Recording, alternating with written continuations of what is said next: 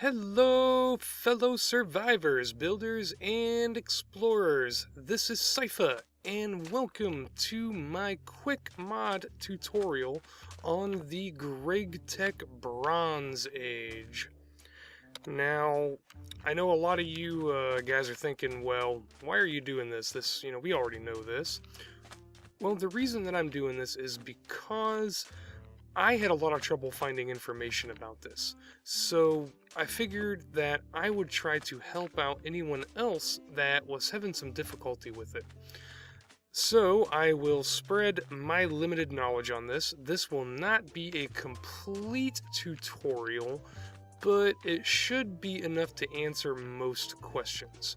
Now, here are the machines that you can use. These are all about the Gregtech Bronze Age right here. They are all powered off of steam. Now, there are a couple options for generating steam.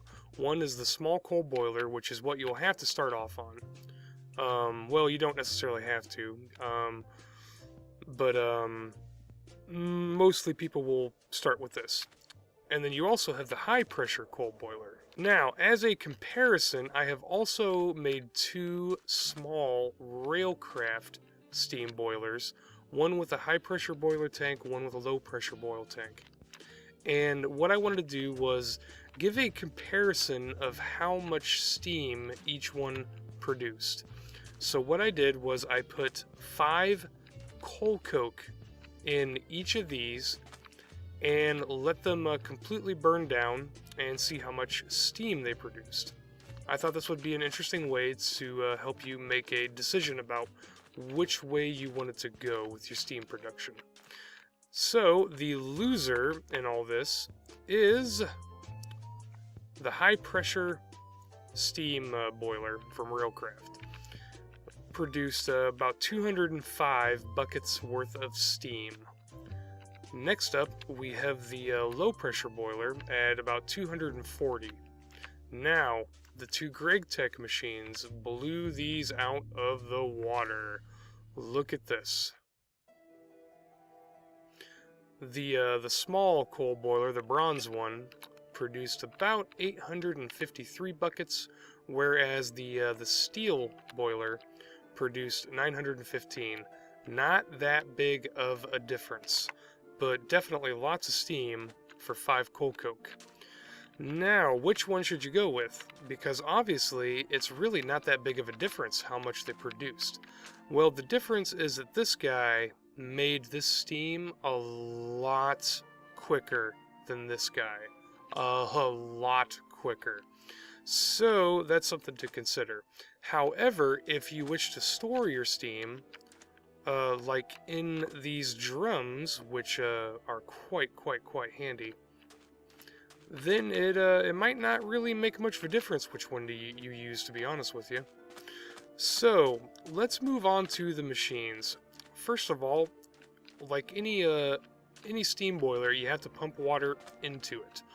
And so I have an aqueous accumulator pumping water into this guy, and I've got some coal coke. You can also use charcoal or coal to power it. Either way works just fine. Now, you can, to pump the steam out, you can use these bronze fluid pipes that Gregtech adds, or you can use fluid ducts, or even the Buildcraft waterproof pipes. So, obviously, you can run these machines directly off of this, but I think that putting the drums or tanks to collect the steam is also very good, because these guys just seem to keep burning the fuel regardless of whether or not they have anywhere to put the steam. What happens is they just kind of make a god-awful sound and just keep going. Let me show you, for example. This guy will give me that back. Will probably fill up pretty quick once I do that. Okay, well, we'll let that go. And you'll hear the sound that it makes. Okay, so these machines, you're probably pretty much familiar with everything they do.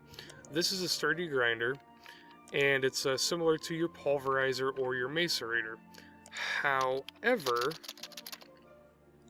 let's pull in some gold here. It is not quite as good as either one. Let me show you what it does here. And yeah, they do make a lot of noise. And there's the belch. Okay, and this gives us crushed ore. So, what do you do with the crushed ore? Well, you can cook it up. And we get 10 gold nuggets from 1 gold ore.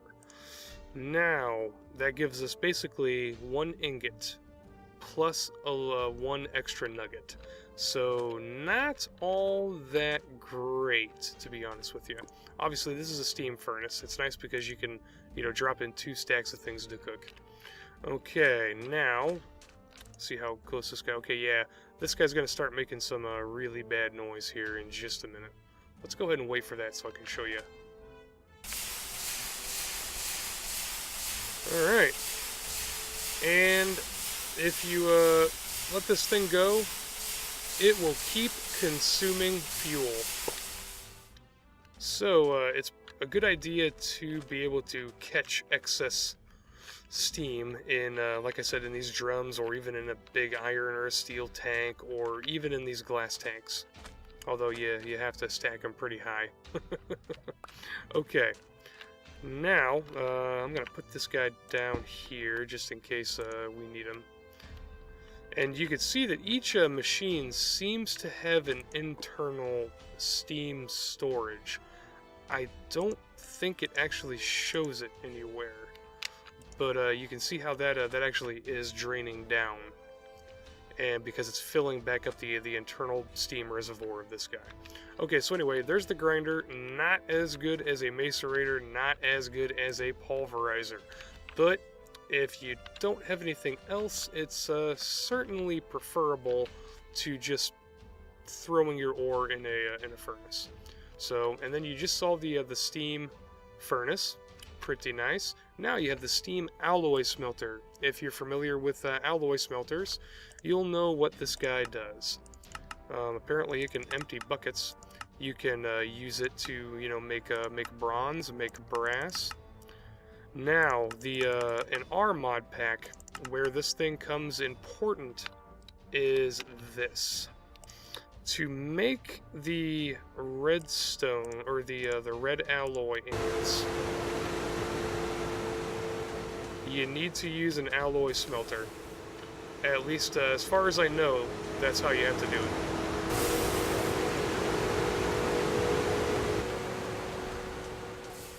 Everything is so loud. So loud. So we have red alloy ingots, and you need these because these are the only way that you can make the circuits that you need to be able to move past the Bronze Age, and for many other mods. Okay, now we move on to the steam-powered forge hammer. Okay, now this guy is, boy, mixed feelings about this guy. I'm sure that it probably has other functions, but basically what it seems to be used for is just a hammer for making plates. So, you take 2 ingots, you stick them in there,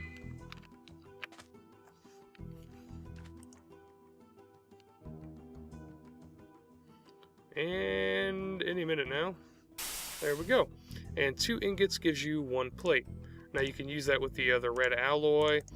You can do that with copper. You can do it with a lot of stuff. Oh, there it goes. Now, what's the advantage of this?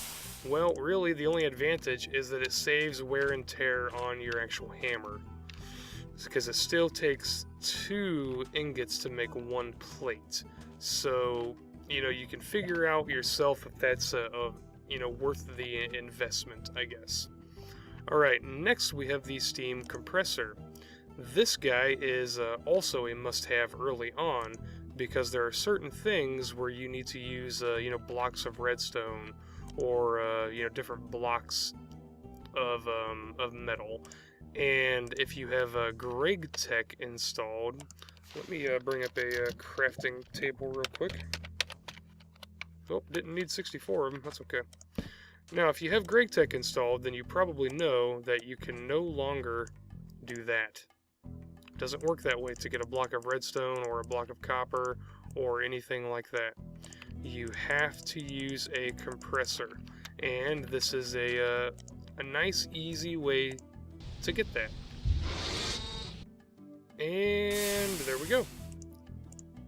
A block of redstone. Very nice. Let's go ahead and we'll look through the recipes, but you know, pretty much anything you can do with a regular electric compressor from Industrial Craft, you can do with this. Raw meat block. Ooh, yummy. Oh, look at that. You have to use these to make a glowstone. Ooh, I didn't know that. I'm sure you're all pretty much familiar with how to use a compressor.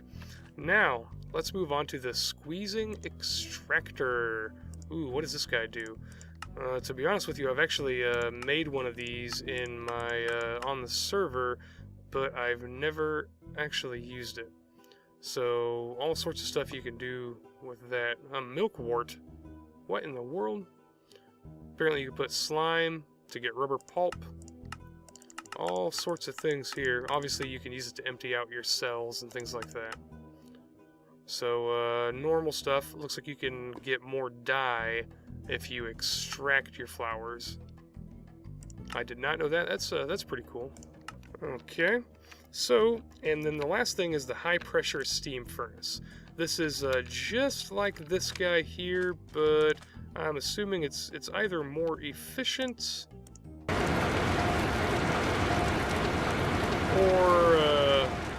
or it's quicker. And man, oh man, all these mods think that their machines need to have sounds, and to be honest with you, I don't agree with that, especially when they're as intrusive as that. My goodness. Okay, the final thing is this guy right here, the bronze blast furnace. And if you've used Railcraft, which I'm assuming most of you have, then you're familiar with this. Pretty much the same kind of deal. You use this guy to make steel. And let's go ahead and make one real quick here. Same kind of thing, you want to lay down a 3x3 base. On the second level, you want to stick your blast furnace block right there. The next level is just like the same.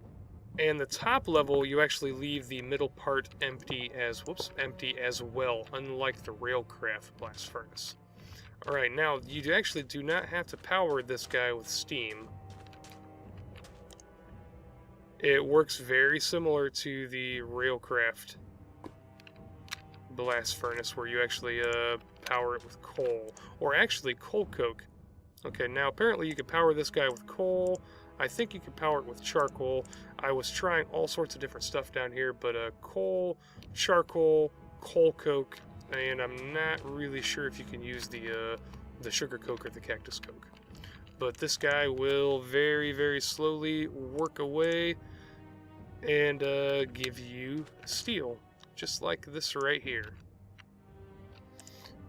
Okay, here's something that I thought would be kind of informative and something that I've never tried before, but I thought maybe we would compare the two blast furnaces and see which one does a better job, if anything.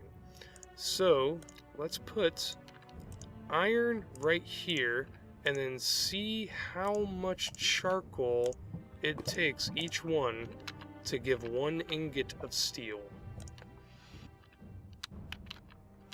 Okay guys, the results are in. It took 4 pieces of charcoal to make 1 steel ingot with the blast furnace, and it took 4 pieces of charcoal to make 1 piece of steel with the bronze blast furnace. However, the bronze blast furnace was able to do it in about, the Railcraft blast furnace was able to do it in about 1 minute. Whereas the bronze blast furnace took about 5 minutes to do it with the same amount of fuel. However, the bronze blast furnace also gives you dark ashes as a little bonus. So that's something to think about. and these guys can be used to make more ashes in a centrifuge, or carbon dust in an electrolyzer. So it's a bit of a trade-off.